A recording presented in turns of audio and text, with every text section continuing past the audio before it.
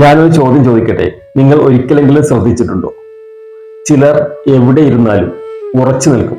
വാക്കുകളിൽ അല്ല, ശരീരത്തിൽ തന്നെ ഒരു ആത്മവിശ്വാസം കാണാം. അവർ സംസാരിക്കുമ്പോൾ മാത്രമല്ല, നിൽക്കുമ്പോഴും നടക്കുമ്പോഴും ഒരു ശക്തി പുറത്തേക്ക് ഒഴുകുന്നത് പോലെ തോന്നും.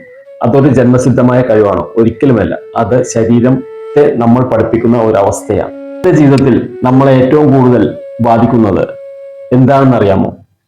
ശരീരത്തെ ബലഹീനത. കാലുകൾക്ക് ഉറപ്പില്ലെങ്കിൽ മനസ്സിനും ഉറപ്പില്ല. ശരീരം തളർന്നാൽ നമ്മുടെ ആത്മവിശ്വാസം തളരും. പക്ഷേ ഒരു പ്രത്യേക നിലയിൽ ശരീരം പിടിച്ചു നിർത്തുമ്പോൾ നമ്മുടെ നെർവസ് സിസ്റ്റം തന്നെ ഒരു സന്ദേശം സ്വീകരിക്കും. സുരക്ഷിതനാണ്, ഞാൻ ശക്തനാണ്, ഞാൻ എവിടെ ഉറച്ചു നിൽക്കുമെന്ന്. ഈ സന്ദേശം മനസ്സിലേക്ക് എത്തിയാൽ എന്ത് സംഭവിക്കും എന്ന് അറിയാമോ? ഭയം കുറയും, ശരീരത്തിന് ബാലൻസ് കൂടും, സംസാരത്തിനും തീരുമാനങ്ങളിലും ധൈര്യം വരും. പഴയ കാലത്ത് യുദ്ധത്തിന് തയ്യാറെടുക്കുന്ന യോദ്ധാക്കളെ ഒരു പ്രത്യേക രീതിയിലുള്ള യോഗ ചെയ്യിപ്പിക്കുമായിരുന്നു. അത് ചെയ്യുന്നത് കൊണ്ട് നമ്മുടെ മസൽ സ്ട്രെങ്ത് മാത്രമല്ല, നമ്മുടെ ഇന്നർ സ്റ്റെബിലിറ്റി കൂട്ടുന്നതിന് കൂടിയാണ്. ഈ ആസനത്തിന്റെ പേരാണ് വീരഭദ്രാസന. വീരഭദ്രൻ എന്ന് പറഞ്ഞാൽ യോദ്ധാവ് എന്നാണ് അർത്ഥം. യോദ്ധാവ്. ഭദ്രൻ എന്നുദ്ദേശിച്ച സുരക്ഷിതം, ശക്തമായത്, സേഫ്റ്റി എന്നാണ് ഉദ്ദേശിക്കുന്നത്. അപ്പോൾ ഈ വീരഭദ്രാസനം നമ്മൾ ചെയ്തു കഴിഞ്ഞാൽ നമുക്ക് കാലുകൾക്ക് നല്ല ഉറപ്പ് ലഭിക്കുന്നു. അപ്പോൾ ഇതെങ്ങനെയാണ് ചെയ്യുന്നതെന്ന് നമുക്ക് നോക്കാം. അപ്പോൾ വീരഭദ്രാസന 3 ടൈപ്പ് ഉണ്ട്. വീരഭദ്രാസന 1, വീരഭദ്രാസന 2, വീരഭദ്രാസന 3. അപ്പോൾ വീരഭദ്രാസന 1 ആണ് ഞാൻ ആദ്യം കാണിക്കാൻ പോകുന്നത്. ആദ്യം ഷോൾഡറിന് പാരലായിട്ട് നമ്മുടെ കാലുകൾ വയ്ക്കുക. എന്നിട്ട് അതിൽ നിന്ന് അത്രയും കൂടി ഡിസ്റ്റൻസിൽ വീണ്ടും കാലുകൾ കുറച്ചും കൂടി അകത്തി വയ്ക്കുക. ഷോൾഡറിന്റെ ഡബിൾ സൈസിൽ നമുക്ക് കാലുകൾ അകത്തി വെക്കാം.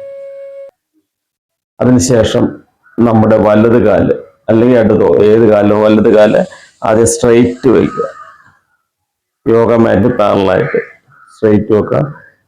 ഇടത് കാല് അല്പം ഒരു ആംഗിളിൽ ഇങ്ങനെ നിൽക്കുക. അതിനുശേഷം നമ്മുടെ വലത് കാല് 90 ഡിഗ്രിയിൽ ഇതുപോലെ മടക്കി വയ്ക്കുക, ചരിച്ച്. നേരെ നോക്കുക. ഈ കാലുകൾക്ക് നേരെ, ശരീരം നേരെ വെർട്ടിക്കലായി നിന്നുകൊണ്ട് ശ്വാസം എടുത്തുകൊണ്ട് കൈകൾ മുകളിലേക്ക് ഉയർത്താം. എന്നിട്ട് കൈകളിലേക്ക് നോക്കാം.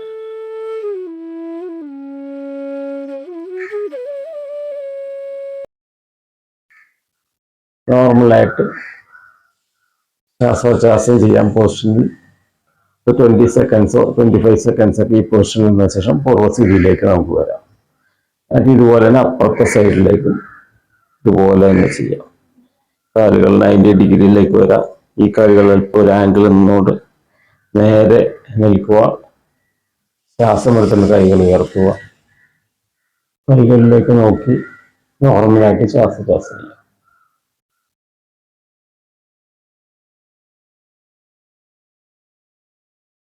ഒരു 20 സെക്കൻഡ്സ് ഇങ്ങനെ നിന്ന ശേഷം നമുക്ക് പൂർവ്വസ്ഥിതിയിലേക്ക് വരാം. ഇത് വീരഭദ്രാസന 1 ആണ്. ഇതൊരു നമുക്കൊരു 5 ടൈംസ് ഒക്കെ ചെയ്യാം, 20 സെക്കൻഡ്സ് വെച്ച്. അതിന് വീരഭദ്രാസന 2 നമ്മൾ ഇതുപോലെ തന്നെ പഴയ നിന്ന പോലെ തന്നെ നിൽക്കും. കാലുകൾ 90 ഡിഗ്രി ആക്കി അതുപോലെ നിന്നിട്ട് നമ്മുടെ വലത് ഫ്രണ്ടിൽ ഇരിക്കുന്ന കൈയുടെ വലത് കാലിന്റെ സൈഡിലെ കൈ, വലത് കൈ ഫ്രണ്ടിലേക്ക് നേരെ പിടിക്കുക. അതുപോലെ ഇടത് കൈ അതുപോലെ തന്നെ ബാക്കിലേക്ക് അതുപോലെ നേരെ പിടിച്ചുകൊണ്ട് നേരെ 20 സെക്കൻഡ്സ് നമുക്ക് ഇങ്ങനെ നിൽക്കാം. അതിനുശേഷം പൂർവ്വസ്ഥിതിയിലേക്ക് വരാം.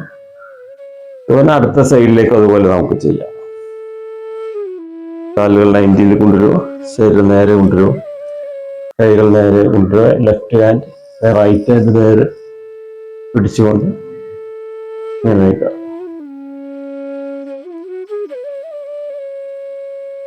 ഇതൊരു 5 ടൈംസ് നമുക്ക് ചെയ്യാം.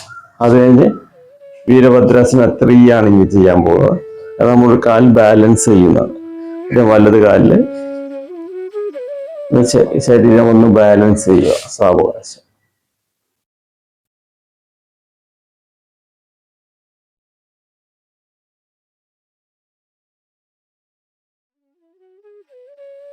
പൂർവ്വസ്ഥിതിയിലേക്ക് വരാം.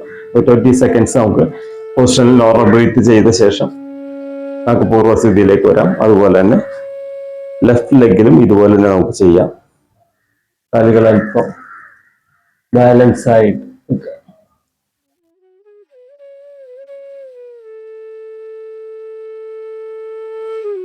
പൂർവ്വസ്ഥിതിയിലേക്ക് വരാം.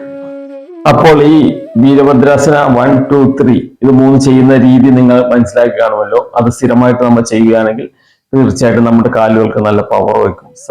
സൈനികനെ പോലെ അല്ല ഒരു യോദ്ധാവിന്റെ കരുത്തും നമുക്ക് നേടിയെടുക്കാൻ സാധിക്കും. ശരീരപരമായിട്ടും മാനസികമായിട്ടുള്ള കരുത്ത് നേടാൻ സാധിക്കും.